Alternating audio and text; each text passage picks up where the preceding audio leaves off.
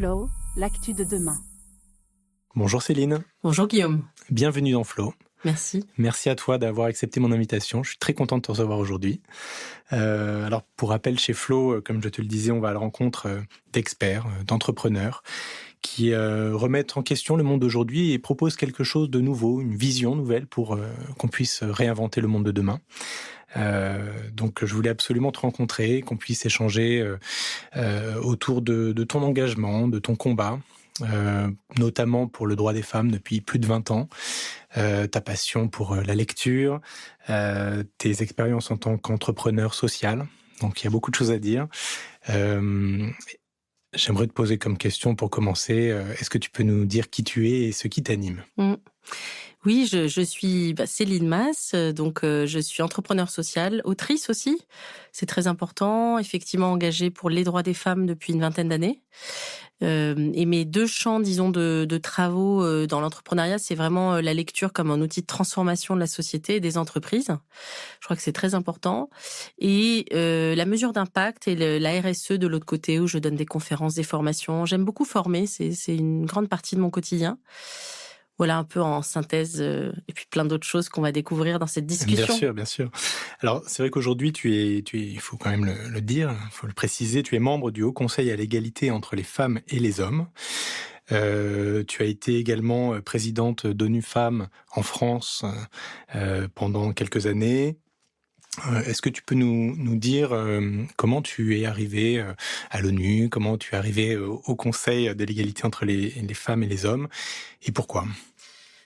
En fait, ça a commencé assez tôt, plutôt à l'adolescence. J'avais le sentiment, ou plutôt l'intuition, que les hommes et les femmes n'étaient pas exactement traités ou perçus de la même manière, sans que je puisse vraiment te dire que j'aurais souffert moi-même d'un traumatisme, ou voilà, non, ça s'est pas passé comme ça.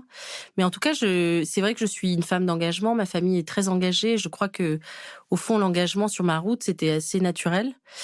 Et donc, cette question m'a interpellée. Et le moment de bascule, on a tous, tu sais, des moments de bascule. Bien sûr. C'est vraiment quand j'étais à Sciences Po en 2e année, je crois. Et on a eu une conférence dans un grand amphi qui s'appelle l'amphi Boutmy. À Sciences Po, c'est un énorme amphi où voilà, il se passe des choses importantes, etc. On a eu la venue d'une femme qui s'appelait Samira Belil. Et Samira Belil, c'est la première femme en France qui a révélé être victime d'un viol collectif, qu'elle a décrit dans un livre qui s'appelle L'enfer des tournantes. Et elle est venue, elle a fait une conférence sur ce qu'elle avait vécu. Et ce qui était saisissant, c'est le contraste entre les mots crus, sensibles, qu'elle a utilisés pour décrire ce moment horrible, inhumain, et l'amphi Boutmy, si tu veux, avec toute l'intelligentsia, etc. Et du coup, elle m'a vraiment percutée. Je me suis dit qu'elle était d'une authenticité incroyable et qu'elle pouvait vraiment changer quelque chose à notre regard sur les violences faites aux femmes.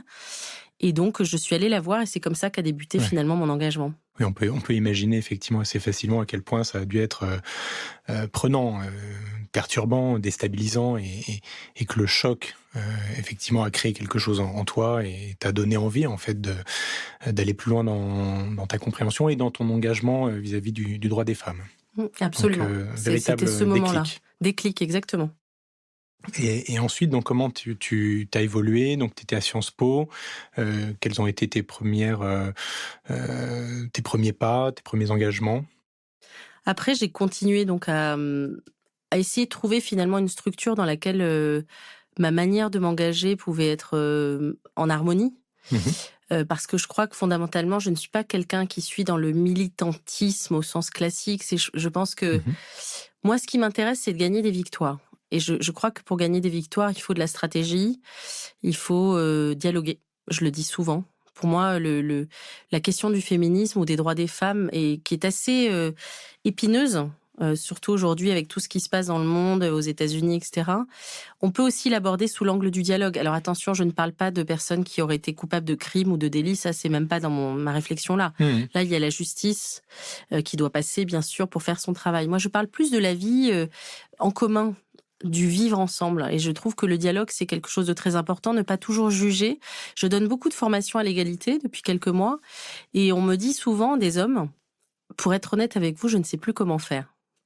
Je ne sais plus ce que c'est vraiment d'être un homme courtois. Je ne sais plus si je peux adresser un compliment à une de mes collègues sans que ce soit immédiatement... Et ça, j'essaie de le comprendre. Ils n'ont plus les codes, ils sont un peu perdus, ils ne savent plus comment s'y prendre pour...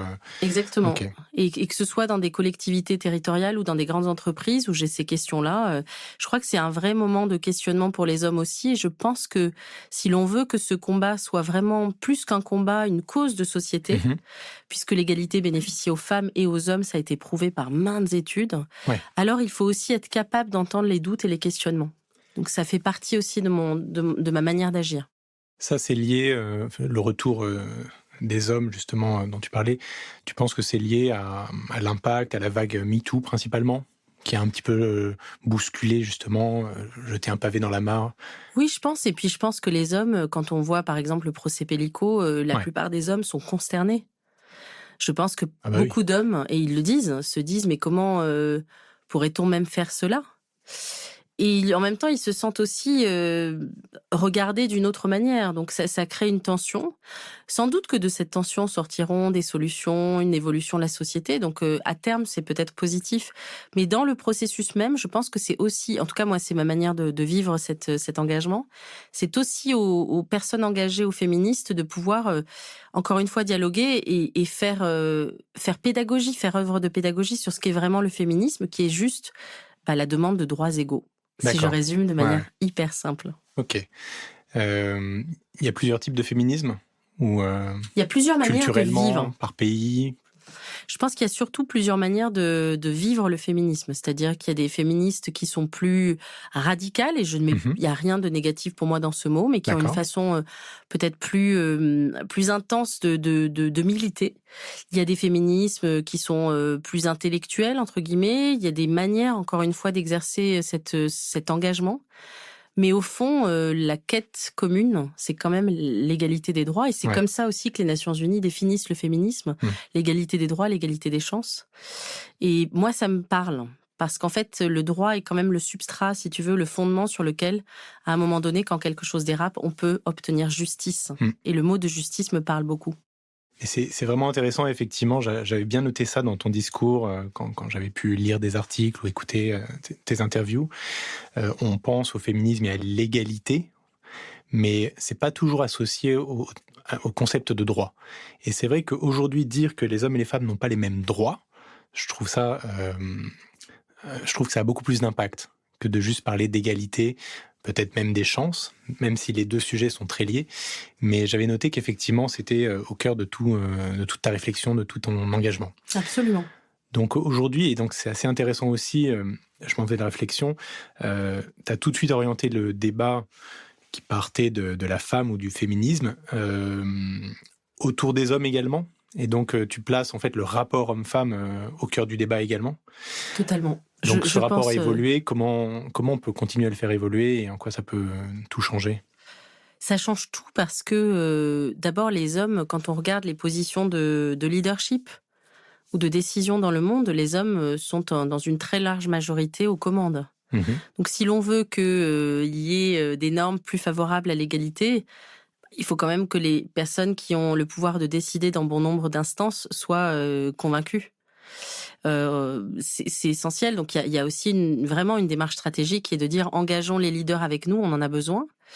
Et ensuite, il y a vraiment une démarche plus sociétale qui est de considérer que, à nouveau, l'égalité bénéficiant à toute la société. Je te donne un exemple très commun, c'est le congé paternité, il existe et il est de plus en plus développé et pas assez, parce que il y a les féministes et les personnes engagées. Et ça bénéficie aux hommes comme à toute la société, puisque les enfants dont les pères s'occupent, on sait que ça crée un équilibre plus favorable, etc. Donc c'est un exemple qui est souvent repris, mais qui est assez illustratif de cela. Et donc je pense que au-delà des décideurs, il y a toute la société. Et si on fait du féminisme une cause commune, en tout cas pour la majorité des gens, alors on va gagner vraiment des batailles. Et alors ce sujet, c'est le rêve de toute féministe qui se respecte, ne sera plus qu'un sujet parmi d'autres. On n'aura plus besoin de s'engager, au fond. Tu vois, quand tu penses qu'il y a 23% d'inégalité salariale dans le monde, que sur tous les sujets, si je t'égrenais la liste des données sur tous les sujets, il y a une inégalité flagrante et elle n'est pas justifiée. Ouais.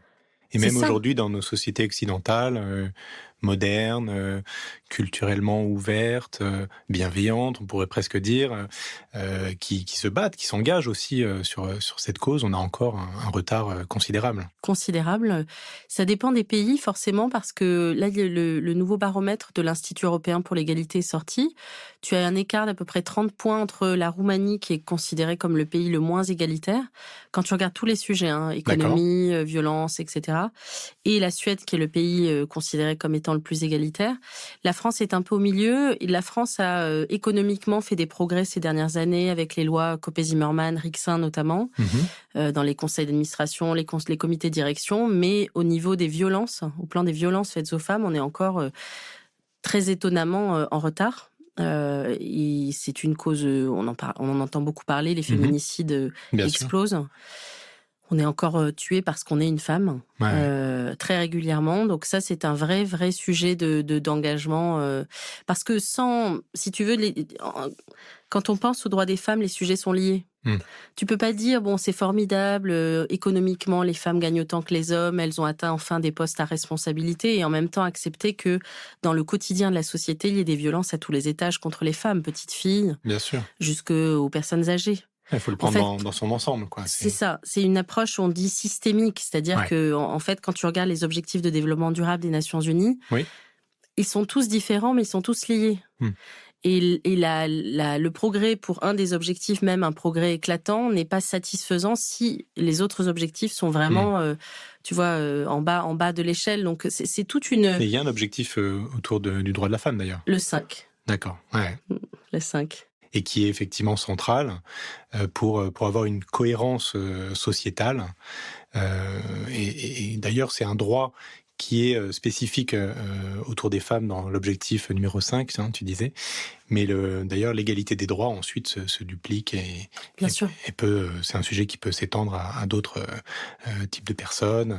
Bien sûr, c'est ce qu'on appelle la transversalisation des ODD dans un terme un petit peu technique. Merci. C'est le fait de dire, je t'en prie, c'est le fait de dire que non, mais c'est beaucoup d'années de travail. Ne t'inquiète pas, évidemment, j'ai baigné dans cet univers. C'est le fait de se dire qu'un objectif, par exemple le 5, évidemment, il va quand même avoir des connexions avec d'autres objectifs. Par exemple, l'objectif sur la pauvreté et l'éducation. Si tu améliores les droits des femmes, tu améliores leur droit à l'éducation. Et donc, tu améliores d'autres objectifs. Donc, tout ça est très lié. Et en même temps, je pense que le fait que ce soit lié, ça donne parfois l'impression qu'on doit accomplir l'Everest, qu'on doit, accomplir des prouesses dans un univers quand même où l'égalité est mise à mal et questionnée.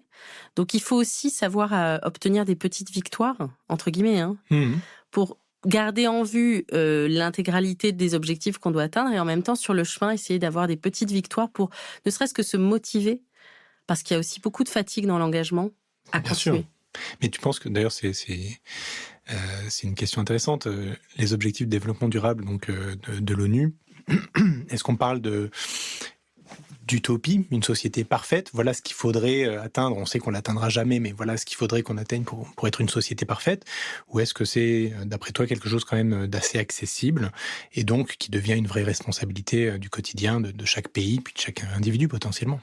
Non, c'est pas une société parfaite, c'est vraiment des progrès. C'est vraiment des progrès avec à peu près 200 indicateurs sur l'ensemble des 17 ODD qui sont accessibles par pays, qui sont accessibles par partie prenante, que ce soit les États, les entreprises, la société civile. C'est en ligne, c'est tout à fait ouvert. Et c'est surtout, je pense, ce qui est fabuleux dans les ODD, c'est que c'est une manière de converger. Là où, en réalité, si tu ne crées pas un système un peu commun, chaque entité va aller dans la direction de ses propres objectifs. Donc, ça remet de l'intérêt général à travers une grille, si tu veux, qui est commune et que tout le monde, plus ou moins, connaît dans le monde. Enfin, en tout cas, c'est de plus en plus connu. Ouais, que chacun n'avance pas par silo dans son univers en contradiction avec l'autre. Exactement. Et qu'il y ait bien cette transversalité, du coup, qui permet d'avoir une cohérence globale. D'accord. Et donc la place des femmes, on en parlait, donc il y a un vrai retard, quels que soient les secteurs, que ce soit dans le monde de l'entrepreneuriat, de la tech, des médias, de la recherche, de la politique. J'ai lu une phrase que tu as citée avec une statistique, mais tu disais au rythme actuel, il faudra 130 ans pour atteindre la parité au sommet de l'État, quoi. Oui. 130 ans. Là, tu parles de la France. Oui, je ne sais C'est plus fou. d'où tu C'est tiens la fou. statistique, mais Mais c'est vrai que c'est fou. Ça paraît dingue, ce retard. Ça met en perspective. Enfin, bah, c'est l'accumulation de tant d'années de retard. Donc effectivement, on a accumulé le retard. Chaque année, le retard grandit. Et quand on est en phase de crise, ce qui est le cas actuellement, crise sociétale, économique, crise géopolitique, oui. On sait très bien, et l'histoire nous l'a prouvé, que les droits des femmes sont encore plus mis à mal parce que les positions se crispent. Ah bah ouais. Les intérêts sont plus aigus, il y a moins de ressources et donc nécessairement, on est dans des périodes qui sont extrêmement tendues. Et tu sais, moi, je prends souvent cette image, là, on est dans un très joli studio et merci encore pour l'invitation. Je prends toujours cette image des murs qui se resserrent, c'est-à-dire que l'égalité, si tu ne tiens pas les murs se resserrent. C'est ce que dit de Beauvoir à travers sa célèbre citation sur les crises. Chaque fois qu'une crise surviendra, bien l'égalité sera mise à mal, sera attaquée. Bien sûr. Et c'est donc aussi une situation d'extrême vigilance, c'est-à-dire qu'on doit sans arrêt, et c'est assez fatigant, je dois dire. Mais oui. On parle de la fatigue de l'empathie, ça c'est en recherche, ça existe. Et dans l'engagement, que ce soit pour l'égalité, que ce soit pour d'autres causes, il y a cette idée qu'on ne peut jamais lâcher. Parce que dès que tu finis par te dire que ça y est, c'est acquis, ou que tu relâches un peu les efforts, tu ne sais pas ce qui va t'attendre au bout du chemin. C'est vrai. Non, puis c'est vrai que là, il y a même un recul de la cause, notamment aux États-Unis, avec l'arrivée de Trump. C'est très clair, très clairement dit, très assumé. C'est ça aussi qui est assez effrayant. Donc effectivement, faut jamais lâcher. Faut jamais lâcher. Tu peux nous parler de ton engagement pendant effectivement ton mandat à l'ONU Femmes France ? Quelles ont été tes activités, tes missions ? Qu'est-ce que vous avez pu faire ça a duré quand même près de 8 ans, vice-présidente puis présidente.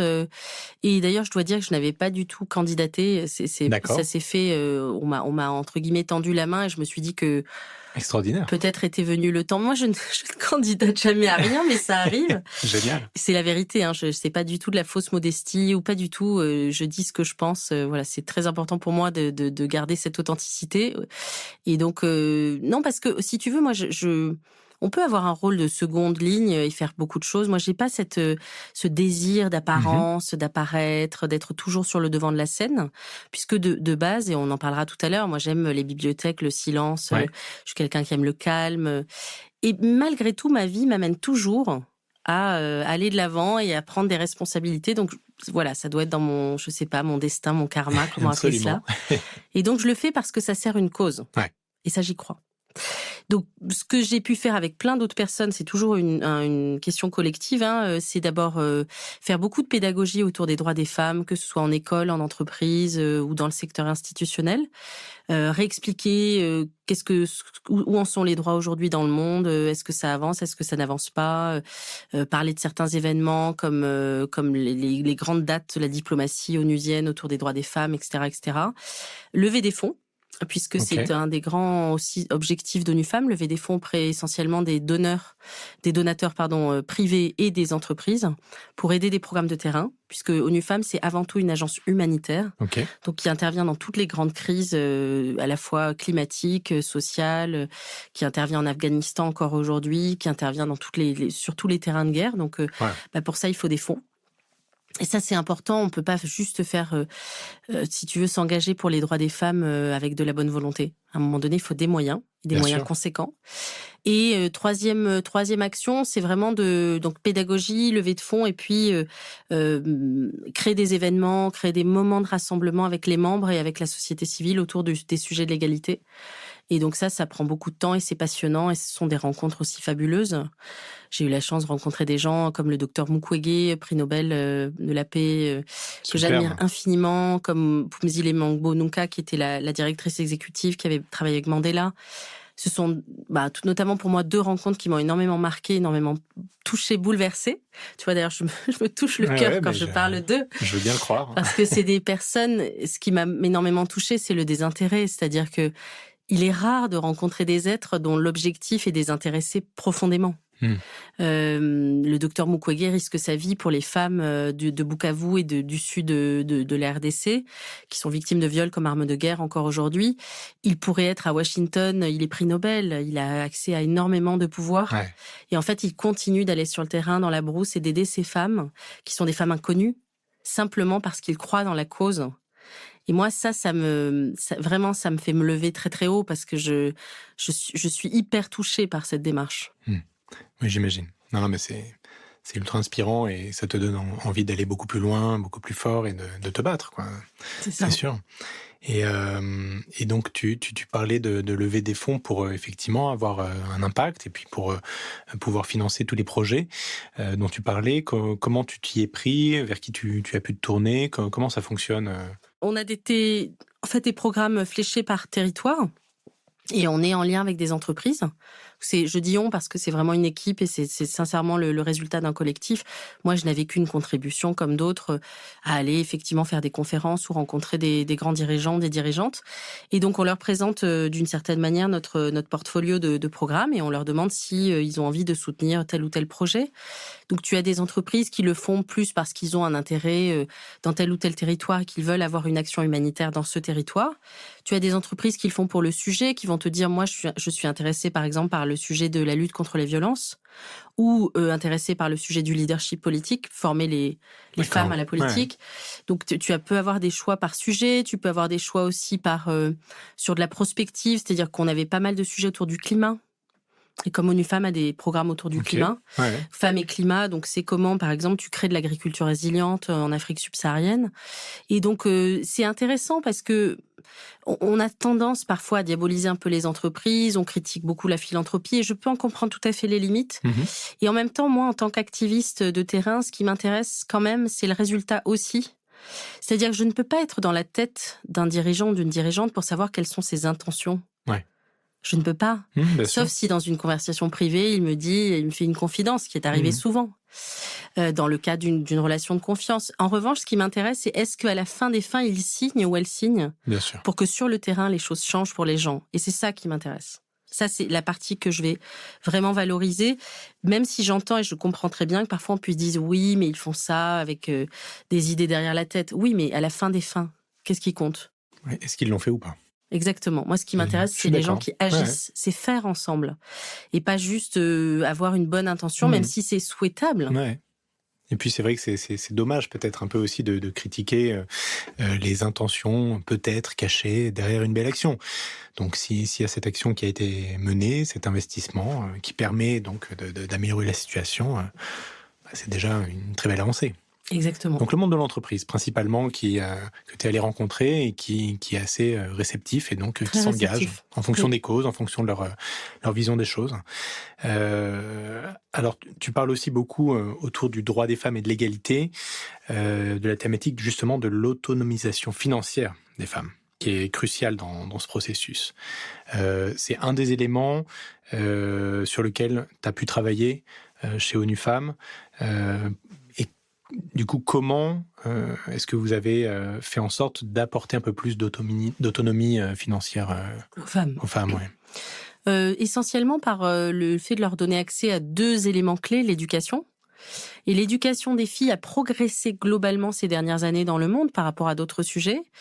Et puis, de les aider à lutter contre les violences. On revient sur l'approche systémique, parce que si on est victime de violences conjugales ou dans la société, ça va être beaucoup plus difficile de s'émanciper financièrement. Et puis aussi, un autre point, c'est leur faire prendre conscience de leur pouvoir. C'est l'empowerment. Ça, c'est la manière dont, et c'est très au cœur des programmes d'ONU Femmes, dont au-delà de l'agentivité, c'est un mot que j'aime bien en neurosciences, c'est-à-dire le fait que tu vas aider des personnes à prendre des initiatives. Il y a aussi le fait ensuite de les laisser libres de se développer, de leur donner des outils, mais de ne pas faire à leur place. Et pour te donner un exemple très concret, il y avait un programme que j'aimais beaucoup qui s'appelait Buy for Women, qui est un programme qui a d'abord été développé au Rwanda. Et l'idée, c'était quoi ? C'était d'aider des agricultrices sur le terrain avec un outil digital, à mieux connaître déjà la superficie de leur terre, parce qu'elles ne savaient pas quelle était la superficie de leur terre. Donc, tu vois, c'est quelque chose d'assez basique, mais essentiel. À manager, entre guillemets, leurs équipes, à savoir quelles allaient être les prévisions météorologiques puisqu'elle ne savait pas non plus qu'elle allait être le temps, elle n'était pas connectée, à vendre en ligne éventuellement leurs produits. Et donc, grâce à ça, tu crées de l'autonomie financière et tu leur apprends à utiliser l'outil surtout et à le transformer. Tu leur apprends à configurer ensuite l'outil et ça leur appartient.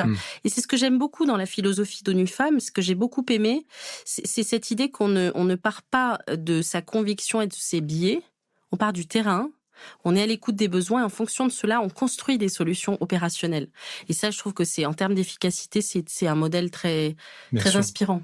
Qui effectivement a été développé il y a déjà une quinzaine d'années avec l'arrivée du microcrédit, un autre prix Nobel d'ailleurs de paix. Et donc cette logique de, non pas de simplement aider, même si aider c'est déjà beaucoup, mais d'apprendre à faire. Et donc Exactement. de rendre autonome et de créer une dynamique et non pas une dépendance. Donc ça, ok, très, très intéressant. Tu parles aussi beaucoup du besoin d'avoir de plus en plus de modèles féminins pour inspirer, pour permettre aux femmes de prendre conscience que justement elles peuvent se permettre de rêver, d'avoir de l'ambition, de réussir. Mais tu parles aussi d'avoir besoin de modèles de femmes en fonction des différentes classes sociales. Parce que l'identification est essentielle. Donc, il faut que chacun puisse s'identifier à un modèle de réussite, que ce soit dans la vraie vie, dans la culture, dans la littérature, dans le cinéma. Donc, c'est quelque chose sur lequel tu as pas mal travaillé, peut-être dans d'autres vies, dans ta vie plus entrepreneur social. Oui, c'est un sujet, une problématique très importante à mes yeux.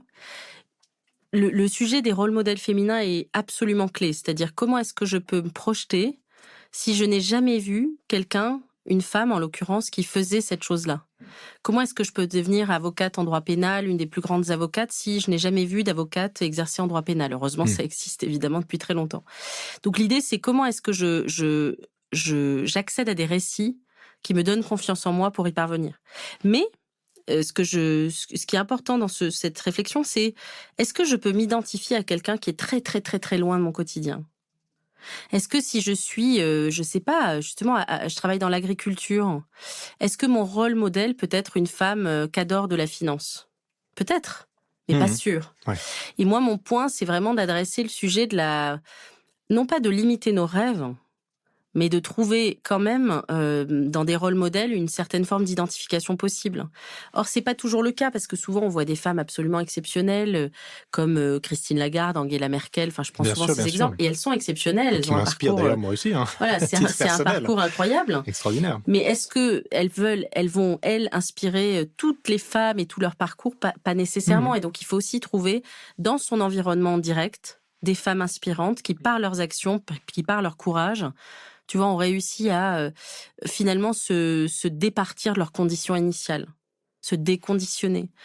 C'est ça la lutte contre les déterminismes, c'est je suis né à un endroit, a priori mon destin c'est cela, et en fait, non. Bien sûr. Je refuse cela et je construis autre chose. C'est ça, et puis du coup, permettre d'ouvrir le champ des possibles pour chaque personne, pour chaque femme, d'avoir ce déclic tel que toi tu l'as eu quand tu étais sur les bancs de Sciences Po, de te dire que effectivement un autre chemin est possible et que on peut se permettre de rêver un peu et d'avoir de l'ambition, de construire quelque chose. Non, très très important. Qu'est-ce que tu penses de l'écriture inclusive, par exemple? Oh là là, c'est terrain le terrain glissant, parce que je trouve que c'est vraiment à l'intersection de plusieurs de tes engagements, passions, entre, bien sûr, passion pour la littérature, on va en reparler tout à l'heure, l'écriture, mais également le droit des femmes. Donc, bon, c'est un sujet un peu polémique. Qu'est-ce que t'en as pensé? Qu'est-ce que t'en penses aujourd'hui? Est-ce que ta vision évolue par rapport à ça? Oui. Alors, c'est vrai que c'est un sujet polémique encore, un peu moins, je trouve. Écoute, je pense que c'est, encore une fois, théoriquement très important, parce que le langage est structurant de la pensée, et structurant aussi de la perception. Donc ça, c'est une évidence.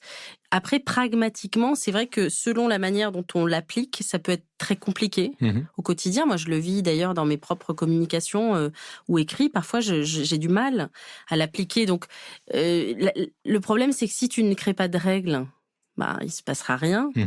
Donc, il faut trouver le juste milieu. Mais moi, ce que j'essaie de faire, en tout cas, si je devais être concrète, c'est de neutraliser. Et c'est Voilà, ouais. c'est déjà ce que je fais. J'essaie de le Comme c'est faire le au cas dans d'autres maximum. langues. En anglais, il y a le neutre. Exactement, On n'a pas cet équivalent en malheureusement. français. Mmh. Donc j'essaie de neutraliser au maximum. Après, mettre des points, par exemple sur les féminins, enfin sur les mots pour laisser ouvert le féminin, le masculin, je trouve que parfois c'est très compliqué à la lecture.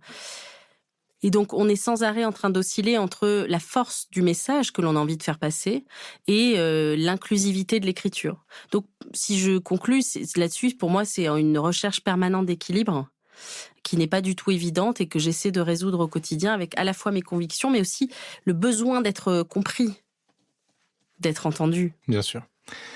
Non, mais c'est vrai que c'est une avancée intéressante. En tout cas, ça, ça permet de voir les choses différemment, de réfléchir différemment. Donc, mais tout n'a pas forcément déjà été dit ou fait autour de ce sujet. Peut-être qu'il y a encore d'autres choses à faire évoluer, mais ouais, non, je voulais te poser la question.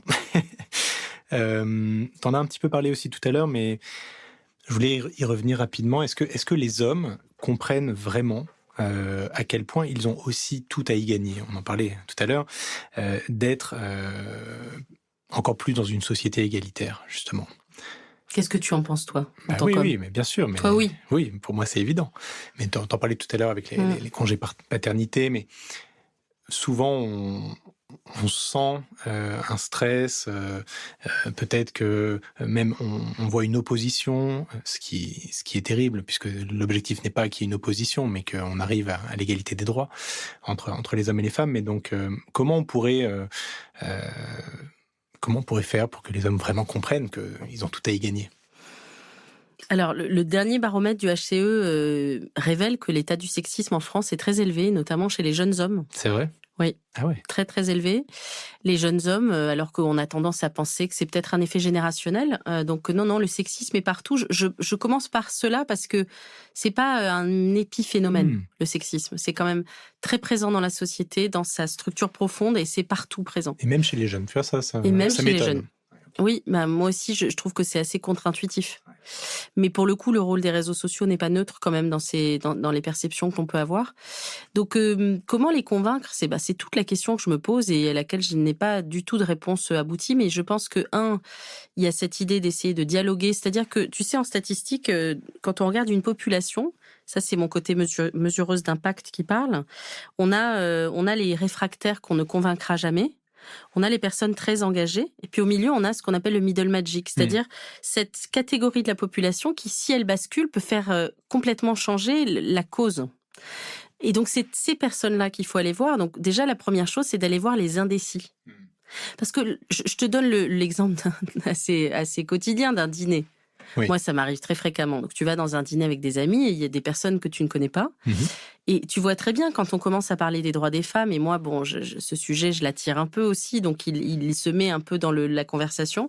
Je vois très bien les personnes qui vont, par politesse, ne rien dire, mais qui pensent, oh là là, n'en pensent pas moins. Voilà, qui n'en D'accord. pensent pas moins. Et je vois très bien les personnes qui, réellement, et notamment les hommes, qui se posent des questions. Et donc, c'est là où on doit essayer d'aller dialoguer, d'aller petit à petit déminer, ne serait-ce que, tu sais, j'aime bien ce mot de inception. Oui. Tu vois ce que je veux dire? Bien C'est-à-dire sûr. que tu vas pas nécessairement obtenir un revirement tout de suite au dîner. Mais tu plantes la graine. Mais tu plantes la graine. Et probablement, et ça arrive souvent quand les hommes, et moi ça m'arrive souvent qu'on parle de cela, même des dirigeants très régulièrement, c'est quand ils ont été pères, qu'ils ont eu des filles, qu'ils ont complètement vrillé. Ils se sont dit, mais c'est terrible ce qui arrive à ma fille dès l'école, Tout à fait. le harcèlement dans l'espace public, les commentaires, les insultes, etc.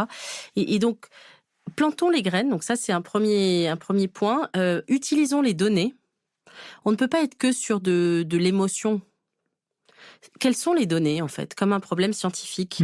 Et ça, c'est important parce qu'il faut factualiser pour éviter que ça tombe dans l'opinion. C'est pas qu'une question d'opinion. Je rappelle que c'est une question de droit. Ouais, tout à fait. Voilà. Et peut-être un troisième Très sujet. factuel. Non, mais Factuel, j'aime beaucoup. voilà. Ouais. Et un troisième sujet, moi, qui me tient particulièrement à cœur, c'est la créativité et l'innovation. Tu en as parlé. J'ai beaucoup aimé ce que tu as dit à la fin, là, sur l'écriture inclusive. Trouvons d'autres voies. utilisons d'autres voies. Tu vois, en ce moment, par exemple, la série Adolescence, que je n'ai pas encore vue. Moi non plus, mais on en a beaucoup parlé. Ouais. Ça me donne envie quand même de voir. Ça va sans doute changer profondément. Même le Premier ministre anglais disait qu'il fallait la diffuser absolument dans les écoles. Et donc, je pense que sur ce sujet-là, on doit aussi utiliser d'autres voies. Le cinéma, l'art, moi, c'est évidemment des sujets qui me touchent beaucoup, pour faire passer ce message et changer la culture et pas uniquement la superficie de la société, repartir de ce qu'il y a de plus profond, et l'éducation évidemment aussi, ça c'est fondamental. Alors écoute, bonne transition, justement dans tes multiples engagements, tes multiples vies, donc tu as une vraie passion pour la littérature, mais également, je crois que tu es aussi, donc bien sûr écrivaine, mais aussi agent littéraire. Je l'étais. Tu l'étais. Je ne le suis plus. Et donc tu as créé Love for Livre. Est-ce que tu peux nous en parler, nous dire comment tu rattaches ça à ton engagement quotidien et peut-être à ce que tu viens de dire, comment la culture peut influencer, sauver même le monde peut-être? Ah oui, j'aime bien cette expression. C'est ce qui, d'ailleurs, j'étais dans un think tank il y a quelques années qui s'appelait Altaïr, et on avait ce mantra: la culture changera le monde. Love for Life, c'est un projet, à la fois une passion et puis un projet professionnel, réellement, qui est d'inventer, d'innover de nouvelles formes de liens à la littérature, à la lecture plus globalement, pour mieux vivre. Donc c'est vraiment le livre au service du mieux vivre pour tous, professionnels et particuliers. Et c'est d'autant plus aujourd'hui, je me rends compte, tu vois, on s'est lancé il y a 5 ans maintenant, et je me rends compte à quel point les problématiques actuelles résonnent avec cette activité, en toute modestie, mais la santé mentale. La lecture est un extraordinaire facteur de bien-être mental et physique, parce que les deux sont liés. Le sujet des crises, j'ai envie de dire démocratiques, savoir lire des romans, rencontrer des personnages qui n'ont pas ton avis, te forger un esprit critique. Tout ça, tu le trouves dans la lecture. Or, en ce moment, c'est d'autant plus important. L'éloignement des écrans. On sait que les écrans vont constituer un sujet de santé publique majeur, déjà aujourd'hui, mais dans les années à venir. J'étais à une conférence formidable au Centre national du livre il y a 3 semaines. Et une neuroscientifique que j'appréciais beaucoup elle montrait en fait les effets de la lecture sur le cerveau. Et on voyait toutes sortes de zones cérébrales qui sont allumées, en quelque sorte, qui sont dans l'action. Et quand on regarde un réseau social et tu sais qu'on est là en train de scroller, scroller sur son écran, on est dans l'effet inverse. C'est-à-dire que toutes les zones en fait d'activité cérébrale s'éteignent. Et elle allait plus loin, elle disait quelque chose qui m'a beaucoup marqué. Elle disait l'augmentation de la consommation de drogue en France, qui est quand même ces derniers temps particulièrement forte, pourrait peut-être, elle y mettait l'hypothèse, être liée aux pratiques dopaminiques qu'on a sur les écrans. Ouais. Tu vois, donc moi, ça me bouleverse. C'est vraiment ça. Donc, du coup, cette activité, c'est ça. C'est vraiment la lecture pour mieux vivre. Donc, ça prend la forme de formation soft skills en entreprise ou dans des collectivités. Et quand, dans ces formations, on utilise les sciences cognitives et la lecture comme des outils de formation, d'apprentissage et de partage. Rien de tel que de lire un livre, un texte génial, poème ou roman, pour faire parler les gens différemment des sujets. Sûr. C'est génial. Enfin, moi, je passe des moments incroyables, je dois dire, avec des personnes. On a aussi des actions auprès des publics vulnérables, donc enfants de la protection de l'enfance, personnes âgées, personnes en hôpital. Et puis, on crée des bibliothèques à thème. Il y en a une d'ailleurs très jolie, pas très loin d'ici, sous mes yeux. Tout à fait. On crée des bibliothèques à thème parce que un des problèmes du livre, c'est son manque de popularité. Aujourd'hui, le livre est les enfants décrochent à 12 ans, on sait qu'il y a un gros décrochage. Et donc, comment est-ce qu'on redonne envie de lire? Peut-être que plutôt que de mettre des livres au hasard dans une bibliothèque, on crée la bibliothèque des émotions et on classe les livres en fonction des émotions, et ça redonne une envie, un appétit, une curiosité. Non, mais c'est super intéressant, et je vais faire le lien avec ce qu'on a dit tout à l'heure. Il y a une véritable aussi, on le sait, inégalité des chances par rapport à la lecture. Bien sûr, un enfant qui arrive dans une famille plutôt bourgeoise, qui voit ses parents lire en permanence avec des bibliothèques remplies de livres, ou dans une famille d'ailleurs parfois bourgeoise aussi, mais qui ne lit pas du tout, déjà le rapport à la lecture va pas du tout être le même, et on sait que cette lecture, quel que soit ton milieu, va t'apporter éducation, esprit critique, comme tu le disais, et te permettre d'évoluer très rapidement. Et dans les études, c'est central, très très tôt, dès l'école primaire. Donc, Donc je comprends complètement ce combat et je comprends l'impact qu'il peut avoir par rapport à l'égalité des chances, que ce soit pour les femmes ou au sens plus large au sein d'une société. Et donc, ok, c'est tout l'enjeu de Love for Livre. C'est tout l'enjeu avec quand même une approche, et tu as compris que j'étais attachée aux données, très factuelles. C'est-à-dire que dans notre comité des sages, on a des neuroscientifiques, on a des gens qui viennent du monde de l'art. On est quand même dans une approche, c'est-à-dire que euh, mes convictions politiques ou personnelles ne sont pas prétexte à des activités professionnelles. Il y a une activité professionnelle si professionnellement tu trouves de la donnée, tu trouves un substrat scientifique. Pour moi, c'est très très très important. C'est les émotions d'un côté, c'est l'analyse et les données de l'autre. Et les deux vont de pair. Donc quand par exemple on dispense une formation sur la gestion du stress autour de la lecture et des sciences cognitives, on part vraiment de la science et on déroule la formation en utilisant la littérature comme une illustration. Mais on fait pas l'inverse. Et ça, c'est important méthodologiquement. Okay. Tu vois, c'est la science qui nous conduit. Par contre, quand on fait de la bibliothérapie, qui est une approche moins formative au sens propre, là, on peut partir de certains textes pour susciter la conversation, susciter le bien-être. Tout dépend de l'objectif qu'on donne. Mais c'est important d'avoir cette approche double science et émotion, science et art, en quelque sorte. Okay. Toujours les deux liés.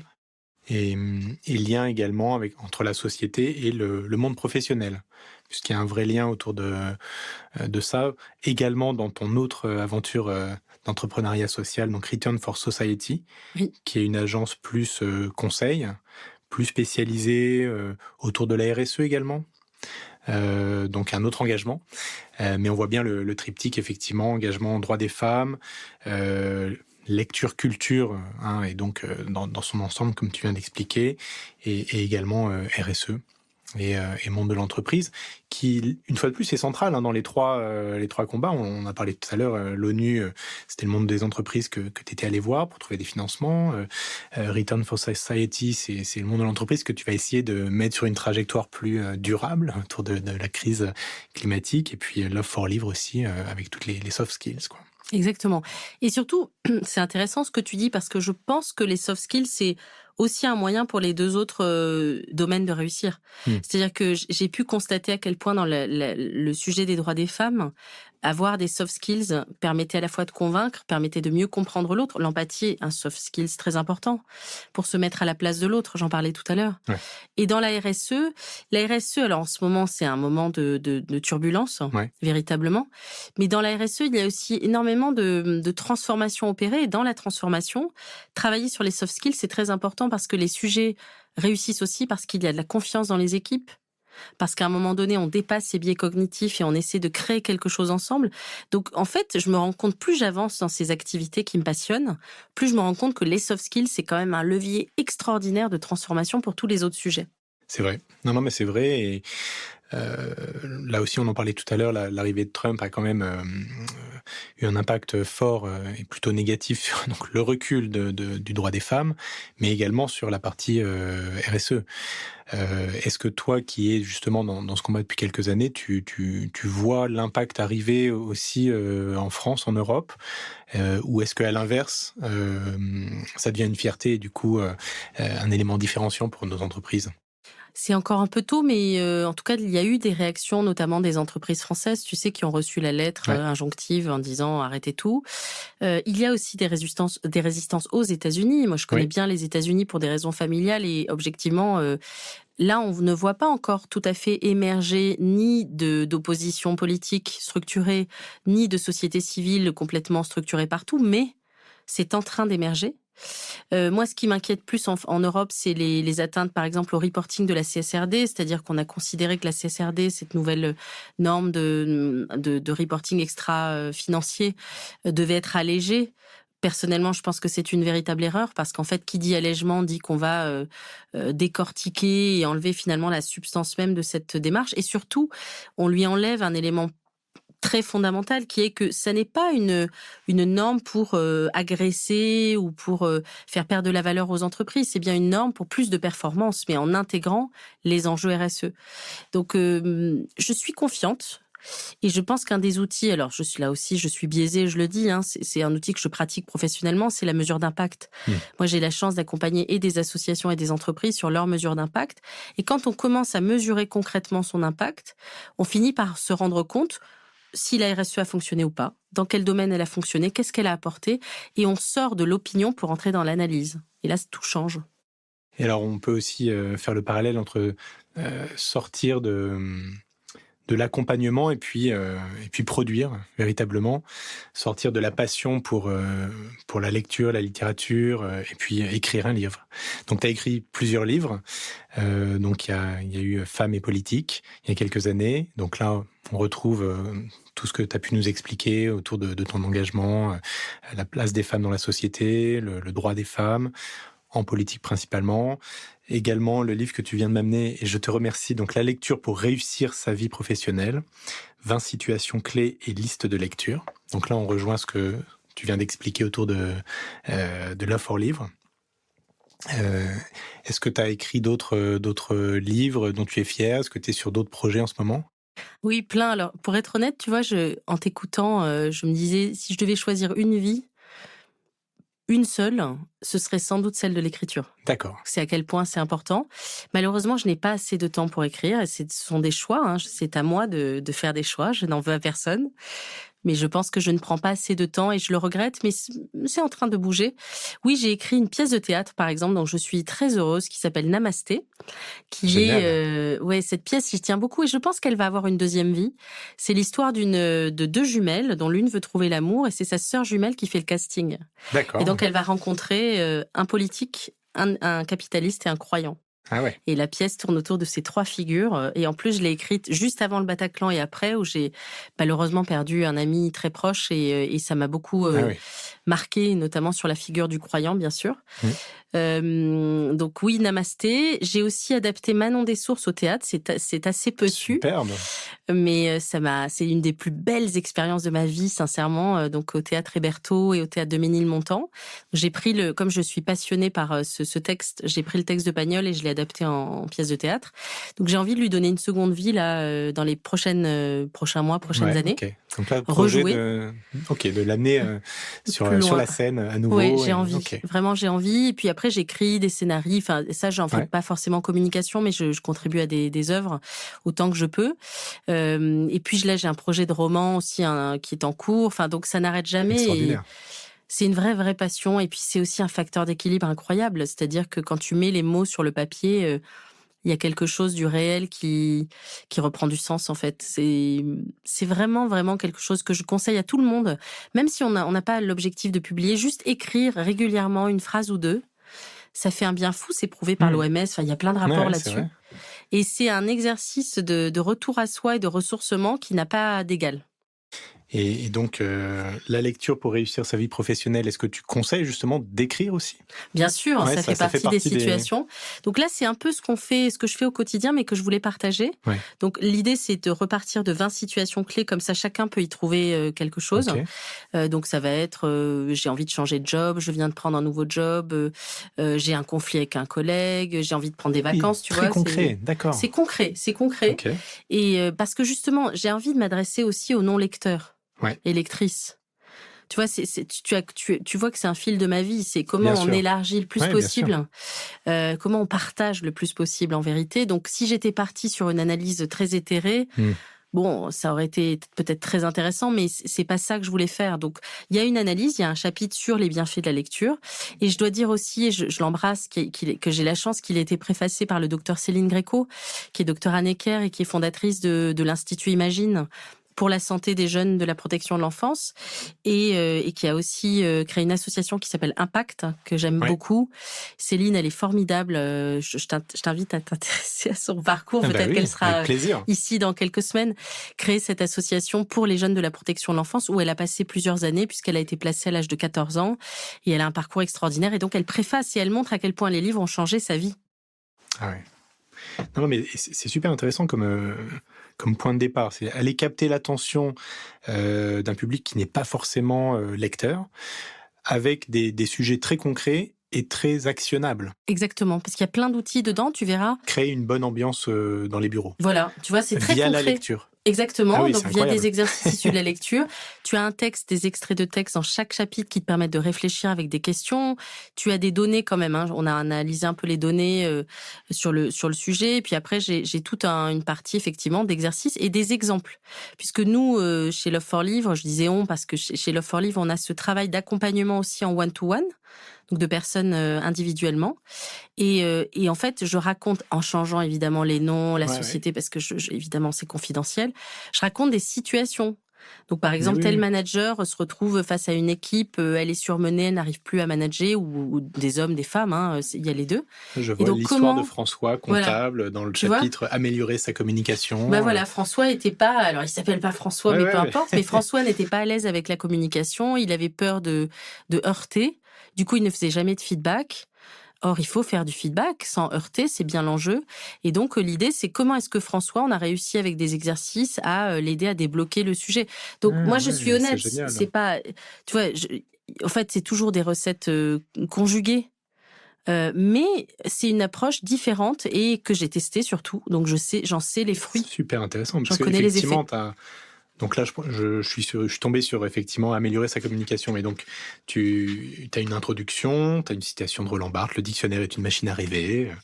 Tu rentres un petit peu plus dans le vif du sujet, la prise de parole en public, et puis tu prends cet exemple donc de François comptable, et puis tu proposes un exercice pratique, quoi, au-delà d'une Absolument. théorie qui est très rapide, parce que là on parle de vraiment une page ou deux de théorie, un exemple très concret, et puis tout de suite on est dans la pratique, en individuel, 30 minutes par jour, choisissez 10 textes littéraires que vous appréciez, tu les récites à haute voix. Ah, c'est extrêmement pragmatique, c'est super C'est intéressant. très concret, c'est C'est une ça vraie méthode l'objectif. à travers la lecture. Exactement, parce que je crois que quand on est sur des sujets, si tu veux, qui sont difficiles, puisque la lecture, on sait bien que beaucoup de gens te disent ah j'adore lire, mais je n'ai le temps que l'été. Et en entreprise, on entend beaucoup cela. Donc l'idée, c'est Ouais. comment est-ce que j'arrive à créer une innovation, enfin modestement encore une fois, mais à faire quelque chose de différent pour créer le déclic. Et ça, c'est vraiment un leitmotiv de ma recherche professionnelle. C'est toujours d'essayer de voir la situation différemment. Comment je fais le pas de côté? Ouais. Et peut-être parce que moi, je suis transfuge et que du coup, j'ai ce regard. J'ai traversé plein d'univers différents dans ma vie personnelle. Et peut-être que ça m'a donné, en tout cas, cette capacité à essayer de regarder les choses avec un angle un peu différent. C'est ce que j'essaie de faire, en tous les cas. C'est ultra innovant. Je vois le chapitre redonner du sens à sa vie professionnelle. Donc ça, c'est une thématique centrale aujourd'hui, je pense, en tout cas en France, centrale dans ton parcours aussi. Oui. Donner du sens, alors que ce soit donner du sens dans l'engagement, dans la littérature, vie professionnelle. Tu disais d'ailleurs tout à l'heure que une des choses qui t'anime autour de ton engagement, dans Love for Livre, c'est justement le sujet du bien-être. Hein. Donc le bien-être, est-ce que c'est lié à un management bienveillant, ou est-ce que c'est parce que on a du sens? En fait, on a trouvé du sens dans son quotidien, dans ces 80% de notre temps qui est investi dans une aventure professionnelle. Donc, redonner du sens à sa vie professionnelle via la lecture. Comment tu prendrais justement cet exemple, et comment au sein d'une entreprise ou dans un échange avec quelqu'un, un employé qui est un peu en perte de sens, comment tu l'aiderais justement à rebondir? Alors déjà, j'essaierai de comprendre la nature de sa perte de sens. Parce que comme tu le disais, si c'est un manager toxique, en fait, il n'y a pas 50 solutions. Alors soit on essaie d'améliorer la relation si c'est possible, soit à un moment donné, il va falloir faire le pas de côté. Donc déjà, comprendre les causes. Et puis ensuite, l'aider à travailler sur plusieurs dimensions. Les émotions, comment on gère ses émotions. L'aider à travailler, on peut travailler par exemple avec des outils issus de la théorie littéraire sur rechercher le sens. La théorie de Greimas en l'occurrence, Ouais. la théorie du récit qui est d'ailleurs dans le livre, hein, où en fait tu vas chercher la quête qui t'anime. Parce que dans tout métier, il va y avoir des choses qu'on ne va pas aimer. Moi, dans mes métiers, enfin toi aussi, j'imagine, Oui, dans ton bien sûr, bien métier, sûr. on sait que dans un métier, on va aimer peut-être à 80%, 90% dans le meilleur des cas.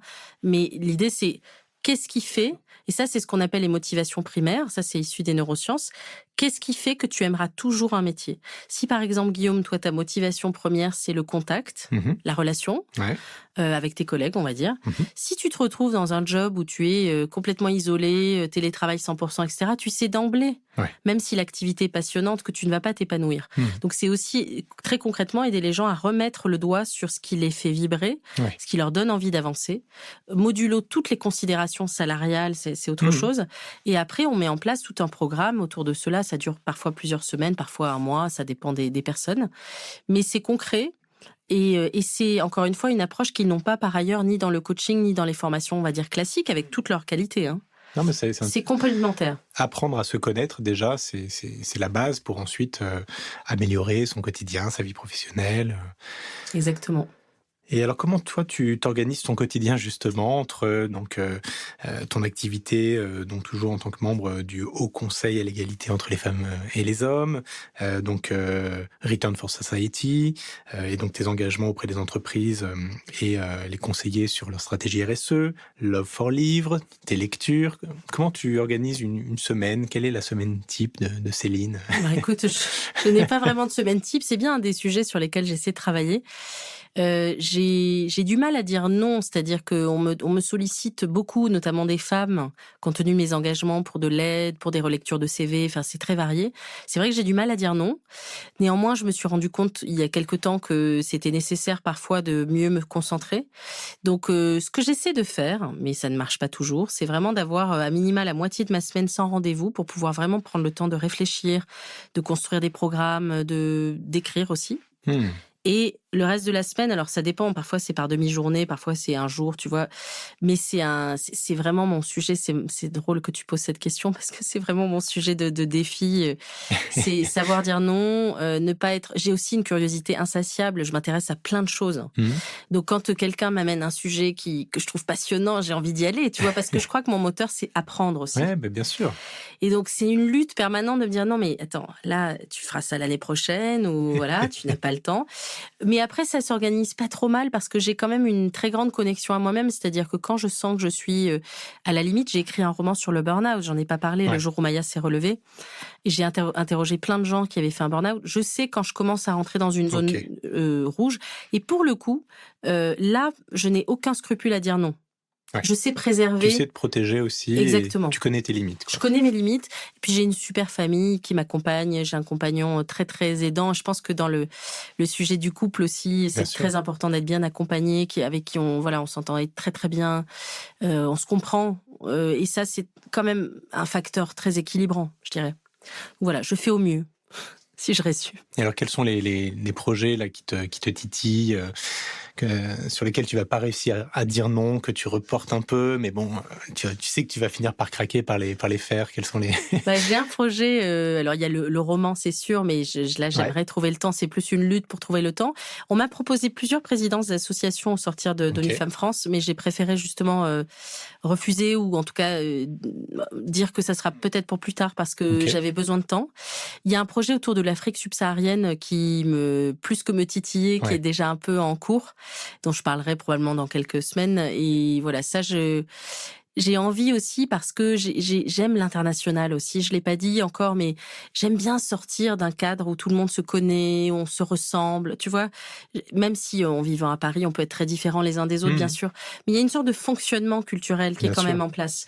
Et moi, ce que j'aime, c'est les environnements justement très challengeants où tu connais pas les gens, où tu apprends des cultures, où tout ça est inconnu. Ça me motive en fait. Et donc l'Afrique subsaharienne, c'est un continent que je connais par endroits. Où je suis allée de nombreuses fois, mais pas encore, évidemment, c'est très large, les pays sont tous très différents. Et donc, j'ai envie de travailler avec ce continent, d'aller plus loin. Voilà, ça me tente bien. Puis, dans un univers, tu verras, assez différent de ceux que j'ai déjà appréhendés. Génial. Et aussi avec à cœur de travailler sur de nouveaux modèles de féminisme, enfin d'essayer d'apporter de nouvelles choses. Voilà, c'est en cours de réflexion et d'élaboration. Génial, passionnant, on va suivre ça de près. Est-ce que tu as des livres à recommander? Je suis obligé de te poser la question. J'en ai plein. J'imagine qu'il y en a une liste importante, oui, mais... Là, on n'est pas très loin du Salon du Livre, donc là, écoute, je lis Intérieure Nuit de Nicolas Demorand en ce moment même. et je suis scotchée. Je trouve que c'est d'une grande honnêteté, d'une grande force, donc je le recommanderais, même si c'est déjà un best-seller, mais bon, la preuve en est. Bien sûr. Un livre que j'adore, c'est le livre de Sénèque, La vie heureuse. Je trouve qu'en quelques pages, il résume, c'est stoïcien, mais Excellent. résume parfaitement bien finalement le fait que l'existence est si courte et comment on peut se la rendre meilleure. Mon livre culte, c'est Kundera, La soutenable légèreté de l'être. C'est un livre que j'adore parce que d'abord, il a une langue très ciselée. Ouais. Et puis, il a je sais pas si tu te souviens, ce chapitre, le lexique des mots incompris, où il montre que les deux personnages, en l'occurrence Hans et Sabrina, si je ne dis pas de bêtises, disent les mêmes mots, mais ne mettent pas la même réalité derrière. La même définition, ouais. Et ça, c'est essentiel dans la vie, c'est-à-dire que c'est le début de beaucoup de malentendus. Si on comprenait qu'en fait, on utilise les mêmes mots, mais que notre langage plus subliminal, plus fin n'est pas le même, peut-être qu'on arriverait déjà à déminer pas mal de conflits. Et ça, c'est quelque chose qui me tient à cœur. Puis voilà, après, etc., etc. Je n'arrête pas d'acheter des livres et c'est d'ailleurs mon... Tu sais, je veux dire quelque chose d'important aussi pour les auditrices et auditeurs. C'est que je pense que la lecture, c'est plus comme avant. C'est-à-dire qu'on peut lire de 1000 manières aujourd'hui. On peut lire un mini chapitre dans le métro, on peut lire le début d'un poème au sortir d'une réunion, on peut regarder ses livres sur ses étagères et trouver que c'est formidable. Et c'est déjà quelque part une activité liée à la lecture. Et je crois qu'il faut aussi décomplexer le plus de monde possible sur ce qu'est la lecture. C'est pas juste lire Victor Hugo pendant 4 heures. Bien sûr. Il y a plein de manières de lire. Et si on lit plus, c'est certain, ça c'est scientifique, on se sentira mieux. Alors, est-ce que, comme le disait Louis Aragon, la femme est l'avenir de l'homme? Je suis obligé de te la poser aussi. Ah là là Déjà, les femmes.